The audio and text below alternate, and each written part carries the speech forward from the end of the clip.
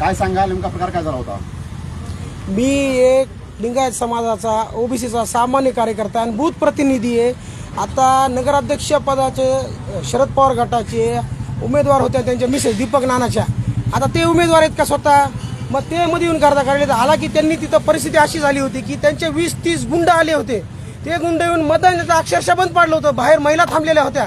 आम्ही एकच विनंती केली की बाबा मतदान बंद पडलंय, तुम्ही महिलांना जाऊ द्या, मतदान करू द्या.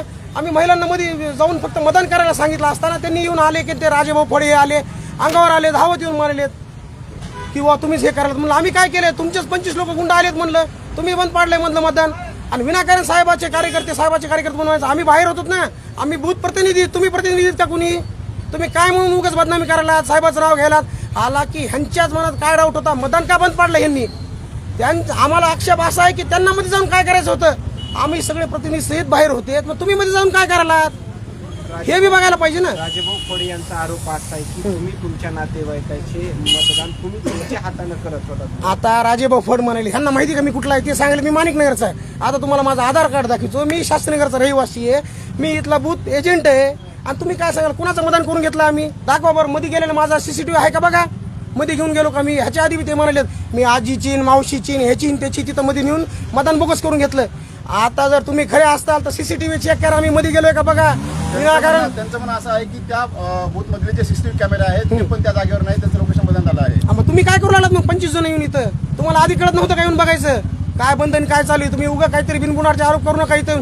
आता मला सगळे रहिवासी सामान्य लोक नागरिक आहे तिथले, विद्यानगरचे प्रतिष्ठित व्यापारी, सगळं व्यवस्थित चालू असताना तुमचं का तुम्ही गुंड घेऊन यायला तिथं. त्यांचे पोरं येले 25 जण घेऊन गाड्या घेऊन.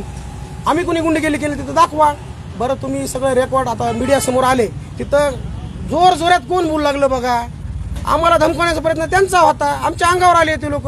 आम्ही सामान्य लोक आहेत, आम्ही काहीच बोललो नाही तिथं. त्यांचीच गर्दा चालू होता सगळा.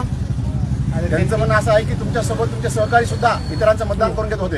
कोण आता हो का हे आक्षेप आणि आरोप, आता ह्यांना तरी काहीतरी कुठंतरी उत्तर द्यायचे म्हणून काही बोलायले. कुठं होतं माझ्या बाजूला, कोण होतं का, मी एकटा होतो समोर तिथं. ह्यांचे 25 लोक माझ्या अंगावर होते, मी एकटा तिथं बोलू लागलो. मी त्यांना एकच म्हणलं की बाबा मतदान बंद पडलं होतं, महिला बाहेर थांबल्या होत्या, महिलांना मतदान करून घेऊ द्या. आता लोकशाहीमध्ये मतदान गुंडगिरी काय झाली, ज्यांनी बंद पाडलं ते लोकशाहीमध्ये हे झाली. आम्ही काय केलं बाबा, आम्ही विनंती केली की मतदान बंद चालू करून द्या, महिला बाहेर थांबल्या होत्या. मागच्या इलेक्शनात सुद्धा तुमच्यासोबत असा प्रकार घडला होता, ज्यावेळेस ताईकडे होता आणि त्यावेळेस पण तुम्हाला काहीतरी मारण घराचा असा प्रकार घडला होता आणि तो या परत तुमच्यासोबत प्रकार असा घडलेला आहे. हो, आता ह्यांना काय माहिती का, आपण सामान्य कार्यकर्ते आहेत, आम्ही लिंगायत समाजाचे, ओबीसी समाजाचे, ह्यांचीच दडपशाही आहे, दाबदडपशाही आहेत. आम्ही काय पाटील नाहीत, आम्ही काय अदर दुसऱ्या ह्याचे नाहीत की दादागिरी करायला. आजवरचं आमचं दाखवा कुठला, आम्हालाच मारहाण केलेले त्यांनी फक्त एक सामान्य कुटुंबातील माणूस बघायचा, ओबीसीचा म्हणून बघायचा आणि ह्यांना कुठेतरी वाद पेटवायचा आहे, एखाद्याला मारायचं विनाकारण आणि पुन्हा पसरवायचं की आम्ही साहेबांचे कार्यकर्ते दादागिरी करायला. कोणी दादागिरी केली याच्यात? या संदर्भात तुम्ही प्रशासनाला काय कळवलं का, ओडिशा अधिकारी? नाही, आम्ही देऊत ना, त्यांनी जसं मागणी केली तशी आम्ही बी त्यांच्यावर व्यापार दाखल करूत ना, आम्ही देऊत लेखी.